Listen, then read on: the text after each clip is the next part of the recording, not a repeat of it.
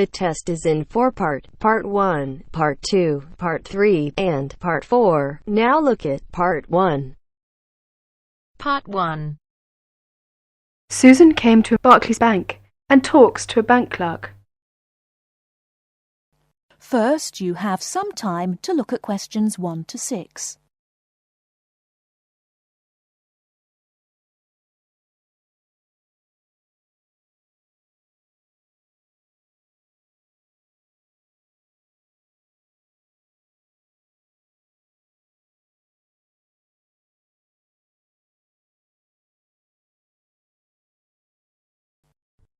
Listen carefully and answer questions 1 to 6.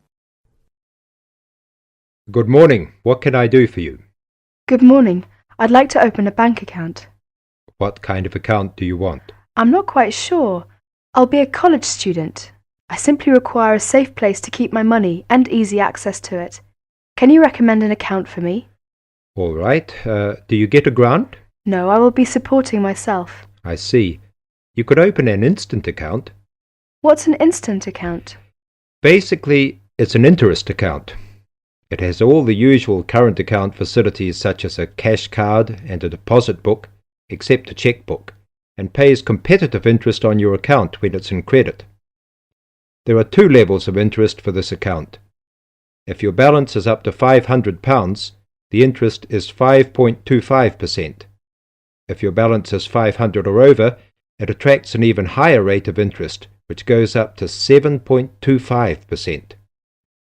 You will receive a cash card for our machines, so you can withdraw money with the card from any machines or any Barclays branches when the bank is closed. Oh, I see. How can I withdraw money if I have no checkbook? Well, you have to withdraw money either using your card or visiting your branch. I see. Before you hear the rest of the conversation, you have some time to look at questions 7 to 10.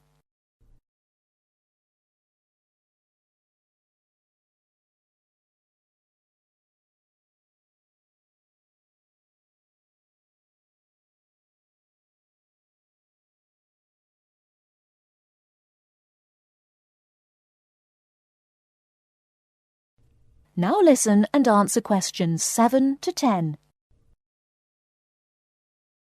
How can I find out how much money I have in my account? You can ask your branch and tell them how often you would like to receive your statement, which provides you with a permanent record of income and expenditure. It will show every transaction on your account and the balance remaining at the end of each day. You can also use your cash card to check your balance. That's fine. I think I'll open an instant account. That is the end of Part 1. You now have half a minute to check your answers.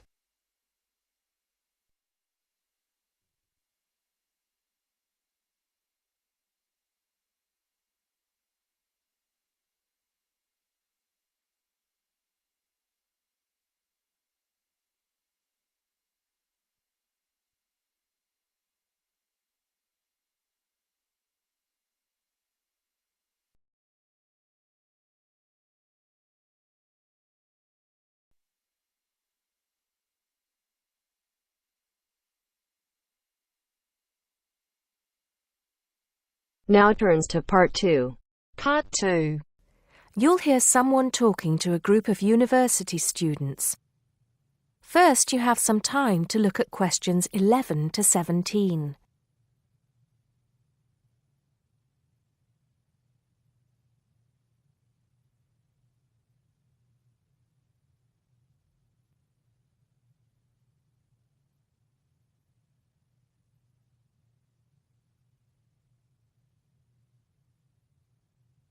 Now listen carefully and answer questions 11 to 17.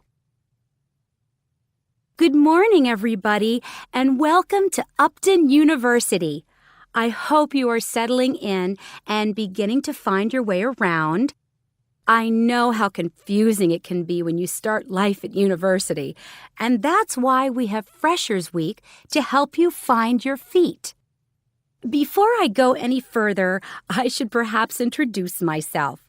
My name is Sally Jackson, and I am the Secretary of the Students' Union, which has organized this week of events for you. You will usually find me in the office on the first floor of this building when I'm not attending lectures. Anyway, down to business.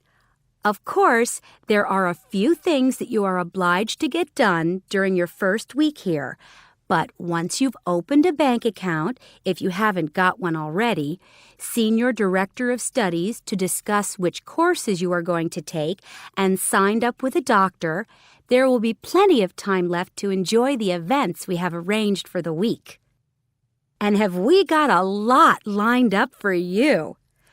Throughout the week from Monday to Friday, every morning starting at 10 a.m., there will be orientation and welfare events. These will include tours of the campus, which, as you have probably noticed, is the size of a small town with 9,000 residential students, as well as sessions on developing study skills.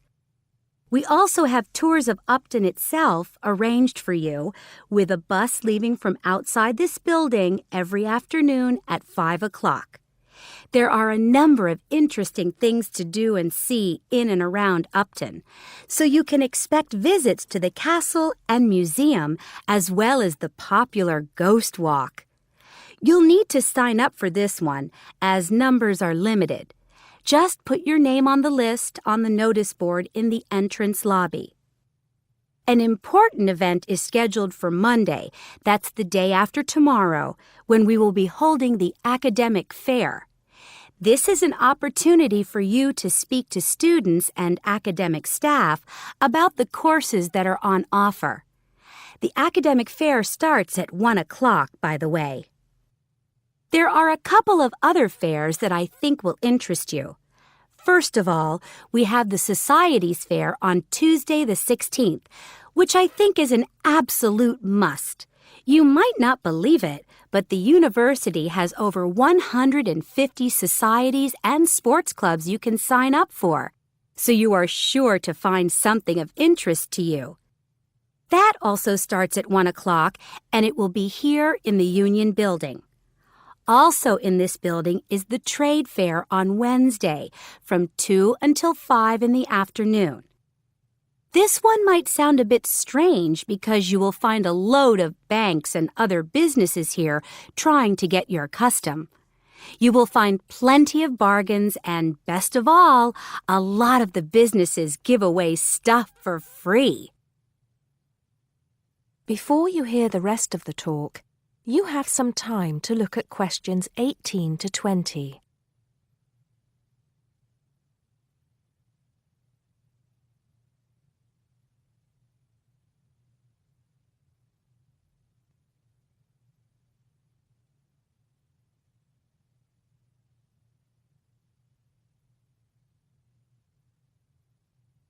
Now listen and answer questions 18 to 20. We've also got a great entertainment program lined up for you, starting tonight with our welcoming party. We have a top band lined up for your entertainment, but I'm not allowed to say who they are. All I can say is that I am sure you will not be disappointed. So come along to Blackmore Hall at 9 o'clock this evening to get your university experience off to a flying start. Just one point. I'm afraid this event is limited to freshers only. Because of space restrictions, you can't bring a friend tonight. Sorry about that. There's more fun and games on Monday in the Cotswold Theater here on campus. We have booked two of the cleverest comedians in the country, Paul Frazier and Jenny Brown, for a 3-hour show. Paul has assured us that he and Jenny have packed the show with new material, and as they always get rave reviews for their shows, I think we can look forward to an evening of great entertainment. That's in the Cotswold Theater on Monday evening at 7:30. Moving along a bit, on Thursday there is an important date for your diaries. This is the official Freshers opening ceremony, when the Dean welcomes you to Upton University. So remember, Thursday the 18th from 2:30 to 3:30 in Blackmore Hall. You certainly should go to this one, and by the way, light refreshments will be available. At the end of the week, on Saturday, you have the chance to dress up in your smartest evening wear for the official Freshers' Ball. Actually, although it's called a ball, it is quite a relaxed affair, so we are more than happy if you turn up wearing jeans and a t-shirt. The important thing is to relax and enjoy yourselves. Time and place are the same as for this evening's party. Blackmore Hall from 9 in the evening to 3 o'clock in the morning. Right. I think I've covered the most important and exciting events we have lined up for you, but there will be plenty of other things going on throughout the week, so remember to check the notice board in the entrance lobby regularly. Enjoy the rest of the day, and I look forward to meeting as many of you as possible this evening at the welcoming party. That is the end of part 2. You now have half a minute to check your answers.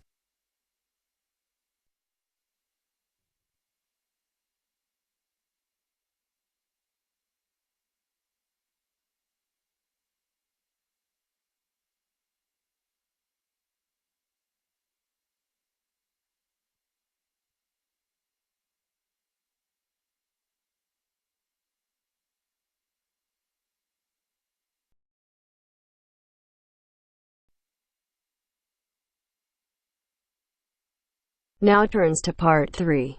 Part 3. You will hear a tutor and 2 students discussing the best ways to study. First, you have some time to look at questions 21 to 25.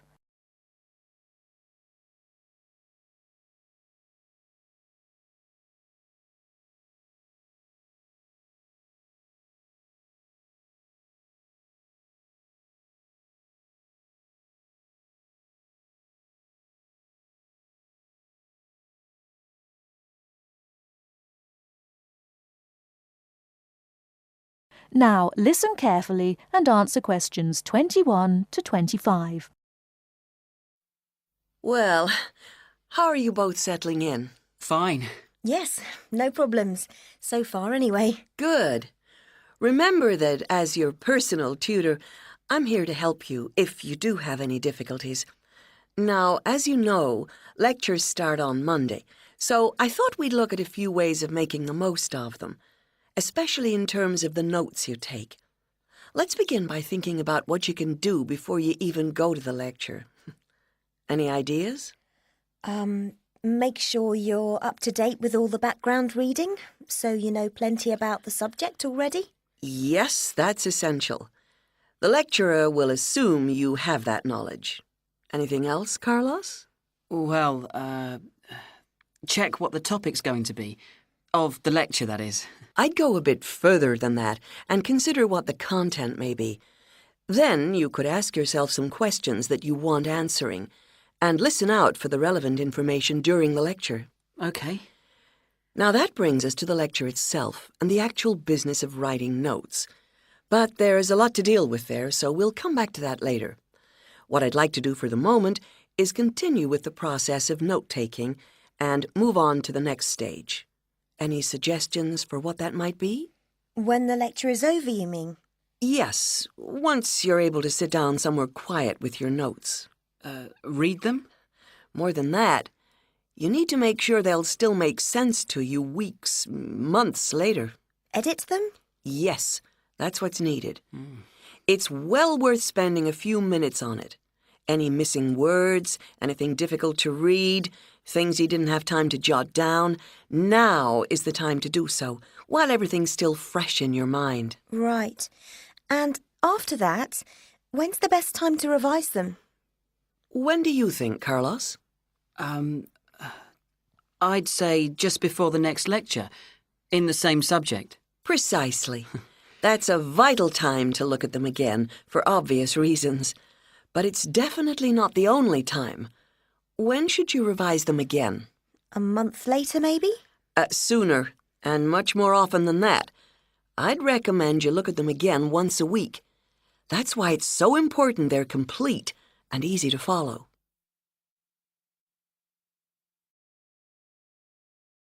Before you hear the rest of the talk, you have some time to look at questions 26 to 30.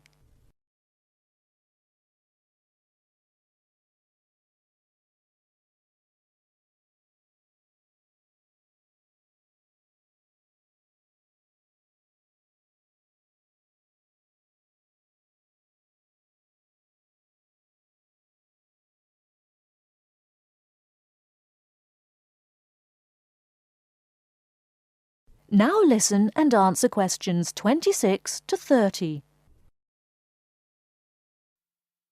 Right. Let's go back to note-taking and begin with the basics before the lecture has even started. What should you do when you walk into the room? Get a good seat, at the front if you can, where you can hear clearly and avoid distractions. Yes, though obviously others will have had the same idea, so it's as well to get there a bit early. So, when the lecture's underway and you're busy jotting things down, what should you try to ensure? That you're getting all the main points. And what if you don't catch something you know must be important? I'd leave a space. Then I could check it later, perhaps by asking a question at the end and fill it in afterwards. That's an excellent way to deal with it, yes.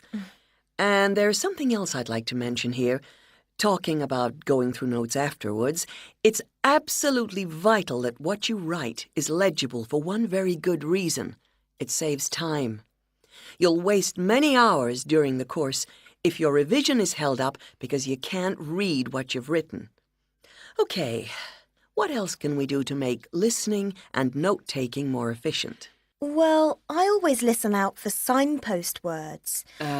Sorry, what are they? They're the ones lecturers use to say where they're going. A bit like a signpost at a road junction, I suppose.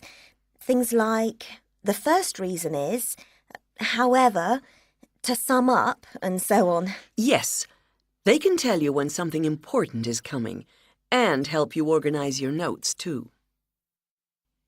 Is there anything else you can add, Carlos? There's something I think's very useful, but it's later, after the lecture is finished. That's fine. Go on. Well, what I do is go through what I've written down, summing up the main points in a few words in the margin, on the left-hand side of the page. I try to use words that'll jog my memory, so that I can remember what everything's about when I look at them again. Yes, that can work very well. What some people do to review their notes is cover up their full notes from the lecture, maybe with a piece of paper or a card, and concentrate just on what they've put in the margin, trying to recall the details. Then they move the cover down a little and check whether they were right. Or you could put your main points on another piece of paper and clip them together. Instead of covering and uncovering, you just hold a page in each hand. Sure. It's down to personal preference, really. Everyone has their own learning style. That is the end of part 3. You now have half a minute to check your answers.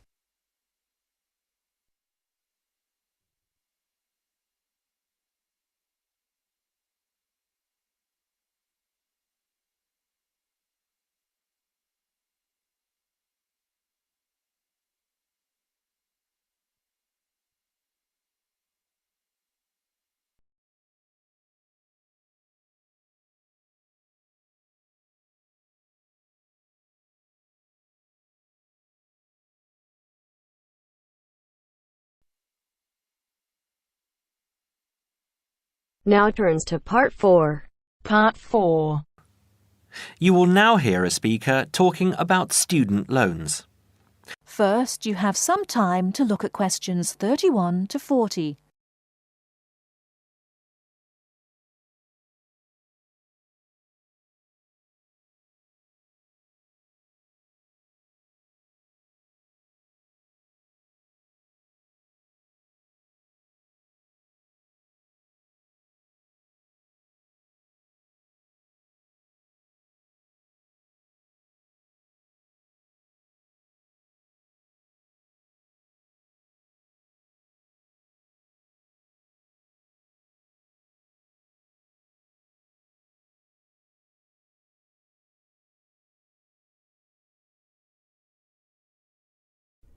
Now listen carefully and answer questions 31 to 40. Thanks for turning up today and welcome to this short talk on student loans. What you'll hear from me today are a few starting points, which should guide you in the right direction for what is suited for you. I'm assuming that most of you have an account at a bank or building society that you can draw funds from. These funds will either be your own or through a loan you may have with the bank. You may even have a credit card you can use. If you don't have a bank account, I suggest you open one with one of the major banks. It's the best option as you will find major banks have more outlets.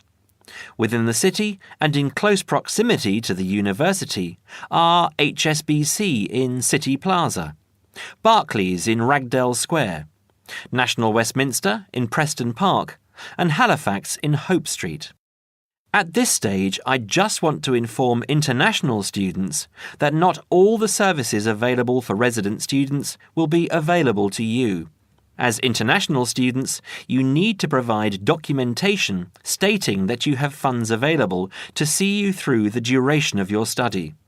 Different banks have different policies, so search out the one that will benefit you the most. You will also need to provide a photocopy of your passport and certification of your enrolment in the university. The most common way of taking out a student loan is either through the university or through a banking institution. If you decide to go with the university, again, you need to supply a certification of enrolment and passport if you're an international student, or if you're a resident, you will only need the enrolment details. One word of warning is that you need to be clear on the interest you will be paying on your loan. The interest level through some universities is almost as much as the loan itself, so if you borrow £10,000, you might have to pay back close to 20. Also, with student loans through the university, you have a limited time to pay them back, and this time is not flexible. You might have only 1 year. You might have 5. As I said, different universities have different policies. This university, for example, has an interest rate of 23.5%. It's quite high, but not as high as many of the other larger universities. The other option is to take out a loan through your bank. You will find that most banks will have lower interest rates than the university. They average roughly between 14.5 to 18.5%. Banks also give you an option of over how many years you want to make repayments. You can basically choose to pay it back in a year or in 10, even more if you are finding it difficult. Make sure you have an account with the bank you decide to go with. Either a current account or a savings account is enough. With either of these accounts, you can use your card to make withdrawals and deposits from automatic teller machines at any time, and make payments over the internet if you choose. You can also use Maestro, one of the systems which automatically take the money from your account at a time that you have specifically stated, and deposits it into a nominated account of your choice. You might decide to have £150 taken out each month, and each month this is what will happen. Also, check what fees apply with what services. Some services are free of charge, but they are few and far between. OK, so that's all from me. If there are any questions related to what I've covered today, please raise your hand. That is the end of part 4. You now have half a minute to check your answers.